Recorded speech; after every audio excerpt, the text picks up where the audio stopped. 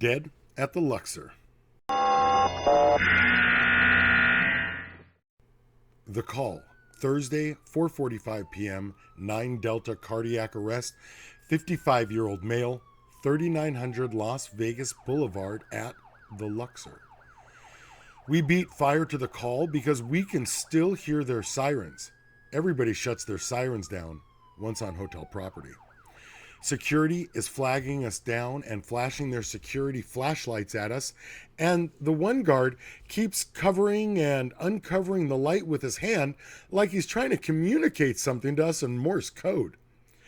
I'm not too good at this, but I think it says, "Hotel security guards are fat douches." Yep, that's what he's signaling. Seriously, I'm driving an ambulance. We're 50 feet from you. Stop with the lights and the waving me down.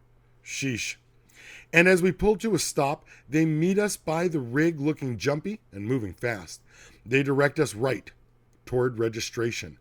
This is a cardiac arrest. No taking us through the employee tunnels today.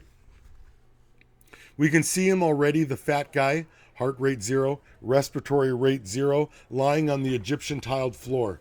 Security had already rolled him over and started him on oxygen 2 liters per minute. Good effort, though.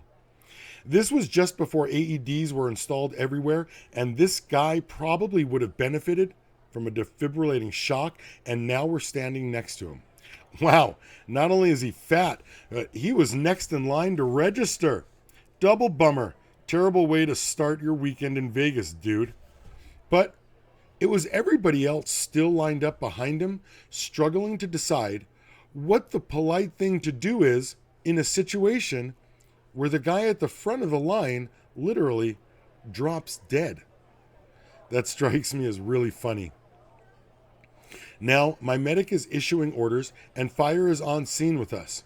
Seriously, it's a clusterfuck. My medic is good, but fire has scene control, and the fire medic is obviously panicked. They also have a 19-year-old female right along with them. Okay, I start doing compressions, heart rate 85, and ready for myself for the broken ribs. There it is, like chewing ice. Fire decides he'll intubate the patient, respiratory rate 0, which is absolute nonsense at this point. He needs to be put on the monitor. They ask if their ride-along can do compressions, and I start an IV. It makes you wonder what the other fire guy was doing, right?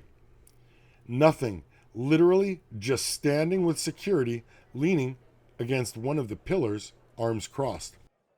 My medic hooks up the monitor, asystole, no heartbeat. And I switch back to compressions, heart rate 85, and more broken ribs. The ride-along was doing worthless compressions, heart rate 46. She was way too small, the guy way too big. The fire medic is on a second attempt at intubating the patient, respiratory rate still 0. And this is exactly why I say the tube is worthless. Nobody is bagging this guy, breathing for him, and everything has to wait until this hero fire medic gets that tube. Suddenly, the next guy in line is stepping over the body at the waist, just next to where I'm doing compressions. The guy steps over the body and he stops. He stops, turns, and looks down at me because I'm at my knees looking up at him in wide-eyed amazement. This guy just stepped over the body we're doing compressions on. He didn't go around, duck under, or disconnect the velvet rope. He didn't backtrack or take a less intrusive route. Nothing. Just stepped over him. Then he turned, looked at us, and asked if the guy was dead. Aha! Finally, an opportunity for witty banter, so I asked. The last time you fell down, did 911 start CPR? Security, fire, my medic, and the people in line started laughing. And this guy shouts, "Fuck you," flips me off, turns, and walks up to the registration counter. See what I mean? Who could have predicted that would happen? And that's exactly why I love being a paramedic. Best fucking job ever, ever. The ride-along and I switch positions again, and now I'm pushing 1 amp atropine, 1 amp epinephrine, and I am back on CPR again.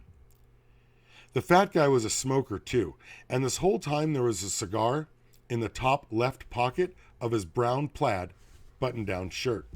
He must have had the shirt for a while too, because he wore it like a schmedium.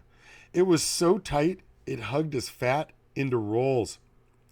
Nobody goes to the store and buys a shirt that fits like that. It would be like buying shoes that were too small on purpose. While those thoughts are bouncing around in my head, the cigar breaks loose from the pocket and starts the slide down his chest toward the floor. With every compression, the cigar moves a little, just a little. Besides, today is this guy's big day. It's his travel day. It's the day to wear something comfortable or dressy. Clearly, this spandex-like button-down brown plaid shirt was not his best, so it must be comfortable travel wear. Either way, this is how the movie of his life was about to end. Next in line, in a too-tight schmedium, button-down, brown plaid shirt. Yeah, at least he didn't shit himself. The cigar moved a little more. It seemed stuck to his shirt, never to fall, but that's because time slows when doing CPR.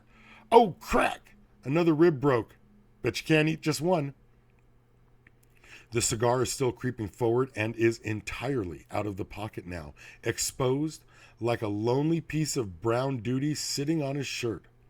The cigar has a paper band wrapped around it, and the texture of the leaf is slowing its inevitable descent. The guy is fat, so the angle's steep. His shoulders are 6 inches off the ground, but his stomach is like 2 feet, which makes the slant of his shirt pocket about 60 degrees. The tip is hanging just off his shoulder now, and bam, the cigar hits the floor. The tip hits first, but it didn't fall all the way. It's sort of standing up, leaning against his shoulder, but still stuck to his sweaty dead neck. What? Sorry, I lost focus. They want to move him, and after calling my name several times, my medic Janie had to knee me. And I'm back again. If it were up to me, I would call the hospital and ask to have this guy pronounced dead so we could leave him here at the hotel, because I think that's funny. There really isn't a need to transport. The hospital isn't going to do anything medically we haven't already done or are about to do again while driving Code 3. But there is an unwritten rule here in Las Vegas about leaving dead bodies on the floor of hotels. So we loaded him up. Heart rate 0, respiratory rate 0, still no intubation tube, and pushed him out to our rig. I stayed to pick up the equipment before following them out. We transported to Spring Valley, where they repeated everything we did and then declared him dead. I smoked a cigar later that night. You were too busy to notice, but I took it while packing the equipment. Dead at the Luxor.